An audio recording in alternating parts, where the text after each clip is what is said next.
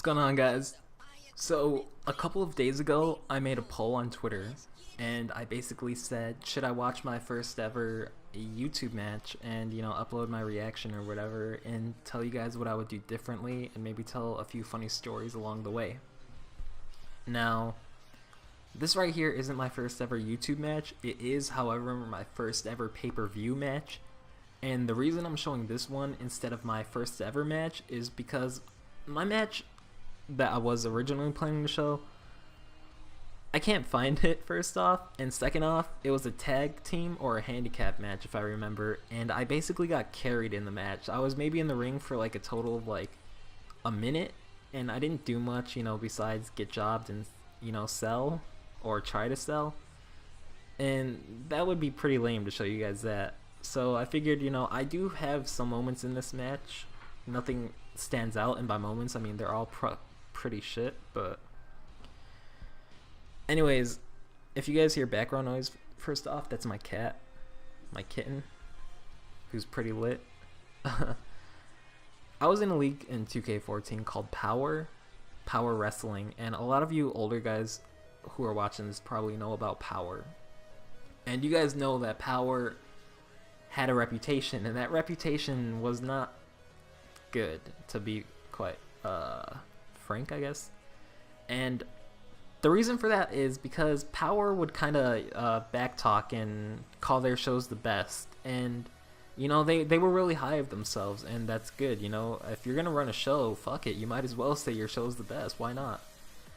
But when somebody disagreed with Power's opinion, Power would tend to get insulted and lash at that person. Now, am I saying Power was in the wrong for this? No. I don't think no show should be insulted. I know I'm being a hypocrite when I say that because I've insulted shows in the past, but I mean, I look differently about it now because I think people put their hours into that show. They put a lot of time into making that show. Why the fuck would you shit on it, dude? Like, who gives a fuck if it looks bad, if it's edited bad? They put hours and hard work into it. If it's edited bad, let them know constructively. And the reason Power backlash like that is because the backlash wasn't, the criticisms weren't constructive. It was like, your show is shit, your CAWs are shit. Who the fuck is that space helmet wearing guy? He's shit. He's not going nowhere. I won't say who said that because it's pretty funny. He's not around anymore. Mark Shinamori. But anyways, this guy right here, Seth Azrael, this was one of Afro Gentleman's CAWs. Afro Gentleman is known by Jay Franco nowadays, who makes a lot of CAWs, and he's a really creative guy. You gotta, if you're gonna shit on him or say anything bad, you gotta give him credit because he's extremely creative. I don't see why you'd shit on him either. He's a really super chill dude. The other owner of Power was a guy named Admin Animal, who, here's a throwback name, was the creator of Techno Tank Jr. Now, a lot of you new people watching this probably have no idea who or what I'm talking about. 2K14 was really alive and active, and there was a lot of drama back then in 2K14. Like, in the summer, it was almost weekly.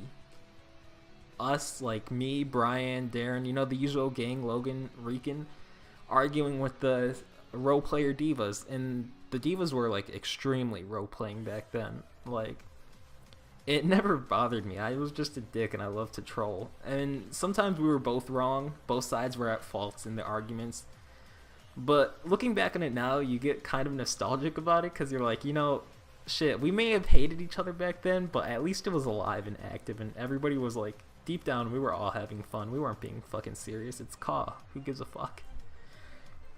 Anyways, here's your boy, Eric Party Boy Rivera.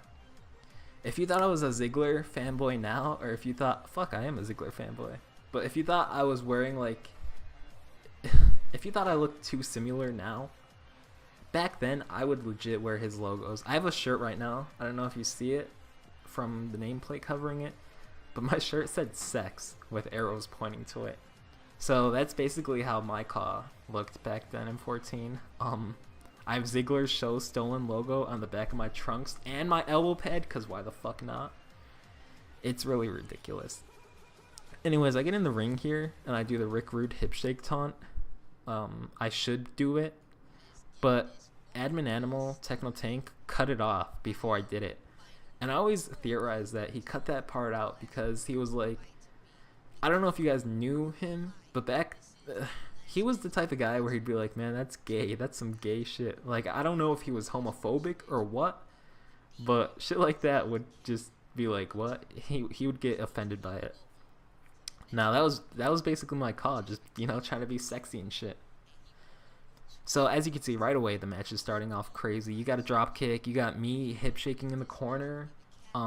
There's no like flow here. Everything is random. Every move you're seeing going on right now, we didn't plan this.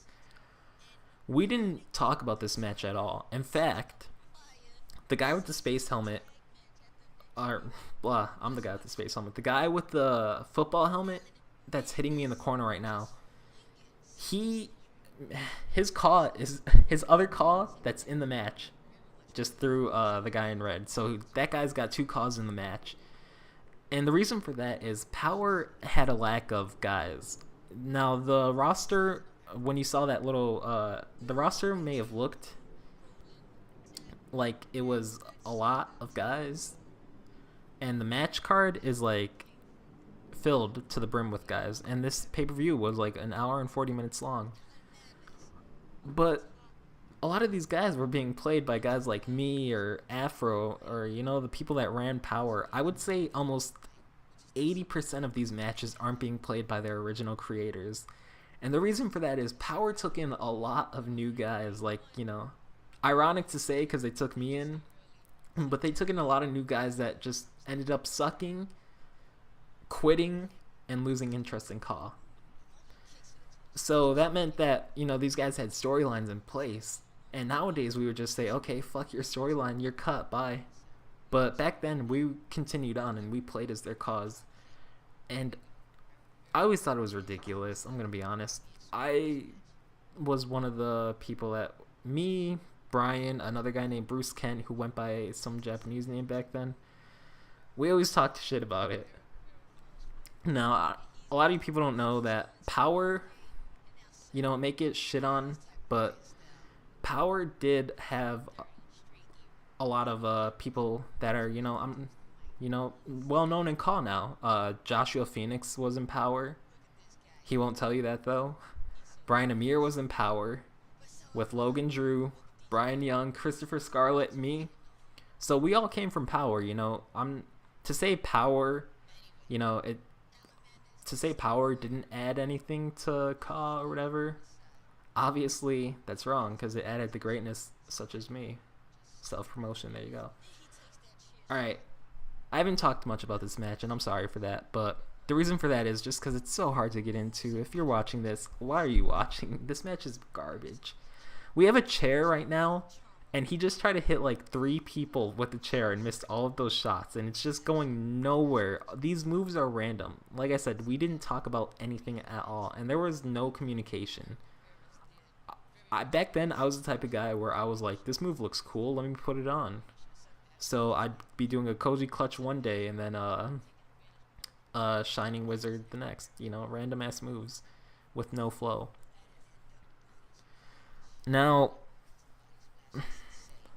I don't know what really to say I would change, because to be quite honest, I would change everything about this match. Every match I've had in the past year, I've planned out. I've talked.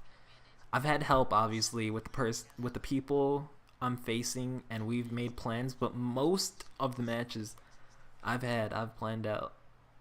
So if I could go back in time, I guess, and do this again, I would definitely want 2 of us to be written out somehow. Maybe I get jumped from behind in the beginning of the match, and then Alan Madness, one of the guys in the corner, tries to take out that guy and he gets hit, or I don't know, you know, something like that. You got to realize in 2K14 we were also limited with what we could do. Now watch this. I get hit, I get pinned, I get up right away and I'm like, gotta take advantage of that corner spot. It's fucking ridiculous. And then this guy, I'm gonna grab a chair and jump. Boom. There's no flow. You can see right now there's nothing good going on in this match. The guy that's fighting me right now in the ring, we're tag team partners, and we were tag team partners before this match. And yeah, he just did like some crazy ass lariat on me. Now, you gotta realize, in 14, like I said, we were limited, and there were no such things as, you know, move spots or different camera angles. You saw one right there, but it was rare. So, what this meant was that most of the times we were going by our first take, and if we did mess up, we'd do a crowd cut. But if we messed up, like, say, more than 3 times, we had to restart the match. And I know you're thinking, wow, that's crazy.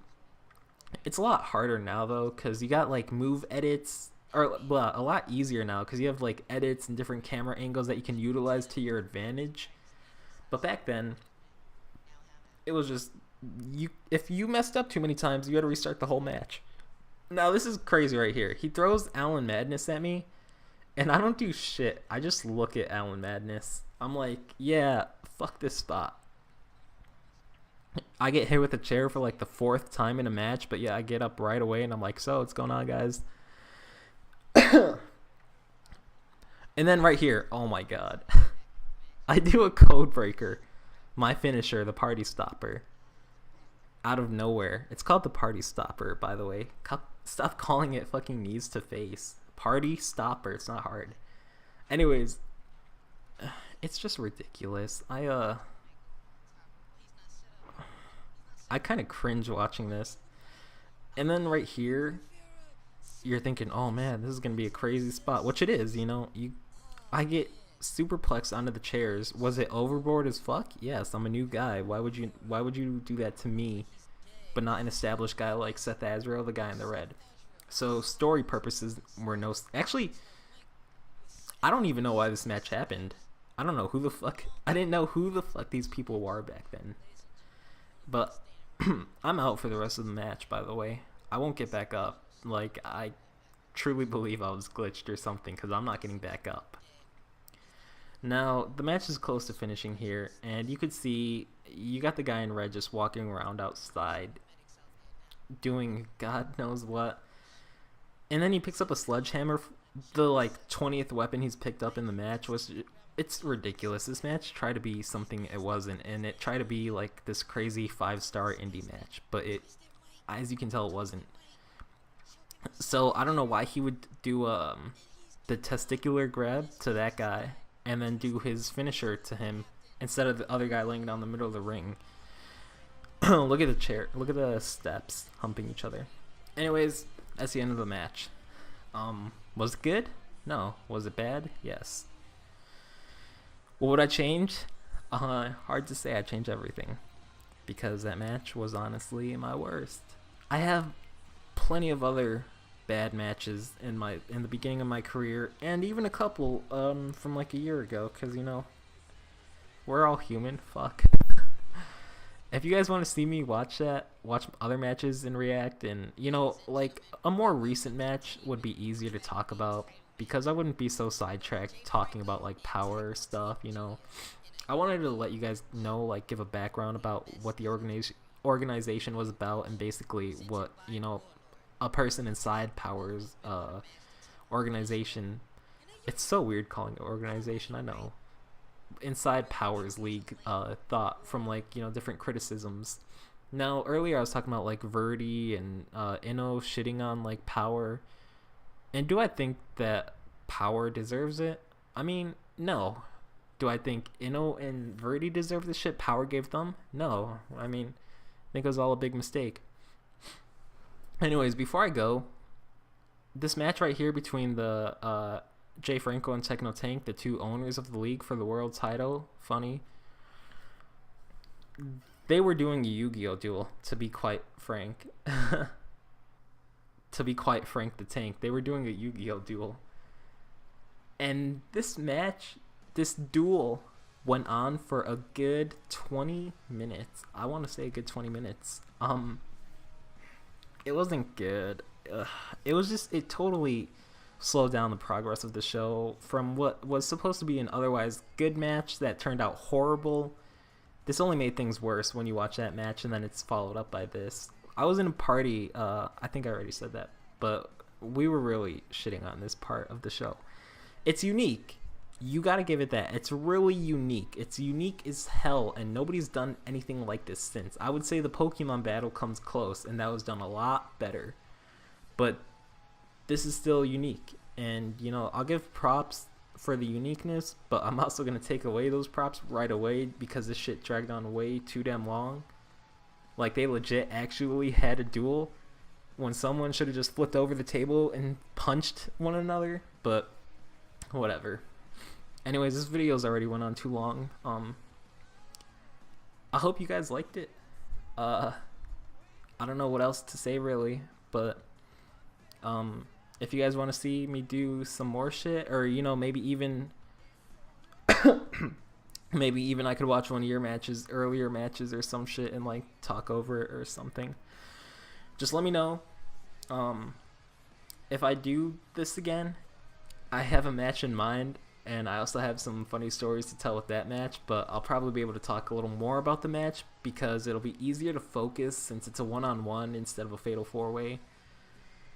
But I hope you guys like this video. Hope it was pretty entertaining. Alright, see ya.